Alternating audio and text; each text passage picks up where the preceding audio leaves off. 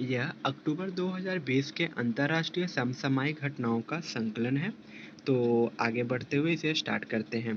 2 अक्टूबर को गांधी जयंती के अवसर पर भारत ने नेपाल के स्वास्थ्य और शिक्षा से जुड़े संगठनों को 41 एम्बुलेंस और 6 स्कूली बसें प्रदान की है। भारत नेपाल का सबसे बड़ा व्यापारिक साझेदार बताते हुए विदेशी निवेश स्रोत का यह विदेशी निवेश स्रोत भी है।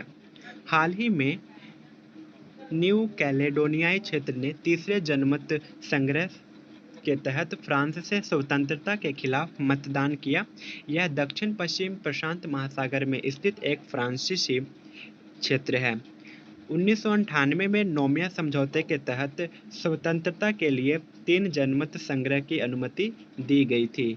यह क्षेत्र कोरल रीफ के लिए प्रसिद्ध है तथा विश्व का 10% निकल का भंडार यहाँ पाया जाता है। यूरोपीय संघ की संसद ने जलवायु परिवर्तन को ध्यान में रखते हुए 1990 की तुलना में 2030 तक 60% कार्बन उत्सर्जित में कमी लाने का लक्ष्य रखा है, जो पहले 40% था। साथ ही 2050 तक शून्य कार्बन उत्सर्जन का लक्ष्य निर्धारित किया गया है। यूरोपीय संघ की संसद ने यह बताया कि 2030 तक हम कार्बन उत्सर्जन में कमी लाएंगे और इसे 60% तक करेंगे, लेकिन 2050 तक इसे शून्य कार्बन उत्सर्जित करने का भी लक्ष्य निर्धारित किया गया है। उसी के तहत 2005 की तुलना में यानी भारत ने भी 2005 की तुलना में 2030 तक 33 से 35% कार्बन उत्सर्जन कम करने का भी लक्ष्य रखा है।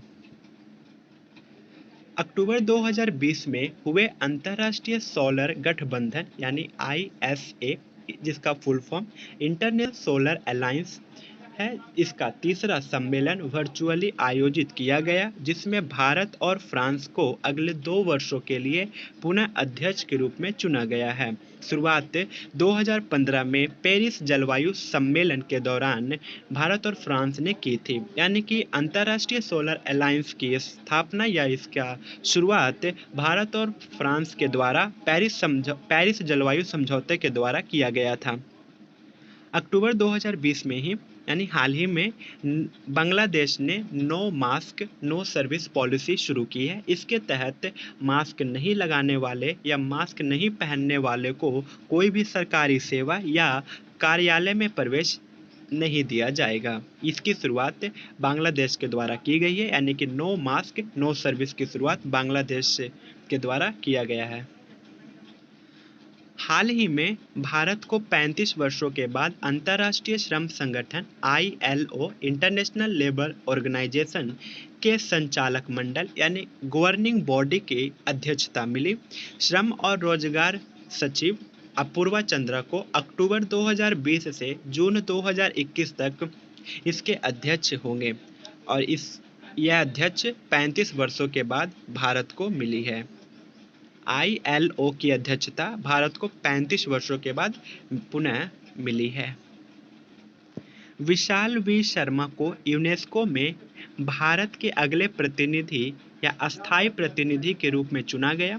यूनेस्को की स्थापना 1945 में हुई थी तथा इसका मुख्यालय पेरिस में है, जो फ्रांस की राजधानी है। यूनेस्को के वर्तमान प्रमुख आंद्रे ऑजेल हैं।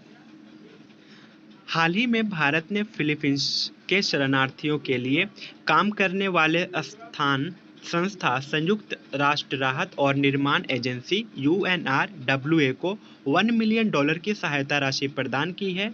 यह राशि शरणार्थियों के शिक्षा, स्वास्थ्य आदि के योगदान में सहायक होगी।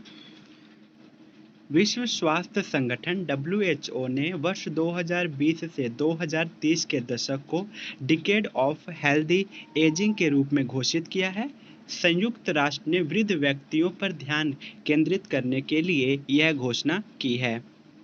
हाल ही में अक्टूबर 2020 में विश्व इंटरनेट स्पीड रैंकिंग यानी वर्ल्ड इंटरनेट स्पीड रैंकिंग की भी घोषणा की है, जिसमें इंटरनेट स्पीड रैंकिंग के मद्देनज़र ध्यान में रखते हुए दक्षिणी कोरिया पहले स्थान पर है एवं भारत का स्थान इसमें 131वां है। हाल ही में जापान की राजधानी टोक्यो में क्वाड समूह के विदेश मंत्रियों की बैठक आयोजित की गई। क्वाड समूह में शामिल देश भारत, जापान, ऑस्ट्रेलिया तथा यूएसए शामिल है। सितंबर 2020 के कुछ इम्पोर्टेंट करंट अफेयर जो कि अंतर्राष्ट्रीय स्तर समसामयिक घटनाओं से जुड़े हुए हैं।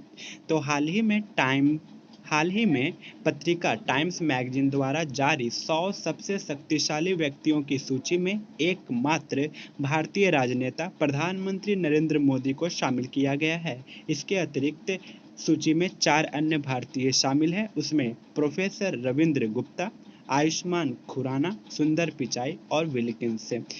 फिल्म इंडस्ट्री से एक ही व्यक्ति को शामिल किया गया है जिसमें आयुष्मान खुराना शामिल है। Global smart city index 2020 IMD और सिंगापुर यूनिवर्सिटी द्वारा संयुक्त रूप से जारी की जाती है। ग्लोबल स्मार्ट इंडेक्स 2020 जो था वो 17 सितंबर को जारी किया गया और आईएमडी और सिंगापुर यूनिवर्सिटी के द्वारा यह संयुक्त रूप से जारी की जाती है, जिसमें प्रथम स्थान सिंगापुर एवं भारत में नई दिल्ली को 68 रैंक, बेंगलोर को 79, हैदराबाद को 85 तथा मुंबई को 78 रैंक दिया गया है या फिर इनके स्थान हैं। 5 स्टार कोविड-19 रैंकिंग पाने वाला दुनिया का पहला एयरपोर्ट फिमिसिनो इंटरनेशनल एयरपोर्ट जो रोम में स्थित है बन गया है। मालदीव में कोविड-19 महामारी के कारण अर्थव्यवस्था पर पड़े प्रभाव से निपटने के लिए भारत ने $25 करोड़ की वित्तीय सहायता प्रदान की है। मालदीव के राष्ट्रपति इब्राहिम मोहम्मद सोहिल हैं।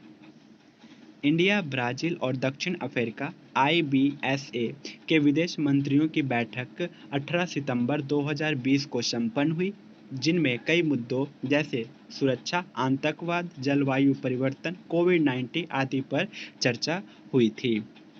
IBSA की स्थापना 2003 में ब्राजीलिया घोषणा के बाद की गई थी। 2 सितंबर को बिमस्टेक शिखर सम्मेलन का आयोजन वीडियो कॉन्फ्रेंसिंग के जरिए किया गया, जिसमें भारत ने भाग लिया। बिमस्टेक में 7 सदस्य देश बांग्लादेश, भारत, नेपाल, भूटान, म्यांमार, श्रीलंका तथा थाईलैंड शामिल हैं। इसकी स्थापना 1997 में काठमांडू में की गई थी।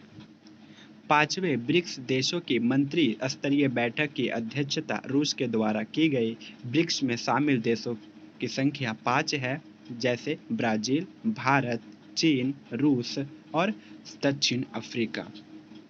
इस वीडियो में अक्टूबर और सितंबर के अंतर्राष्ट्रीय समसामयिक घटनाओं के बारे में बताया गया है।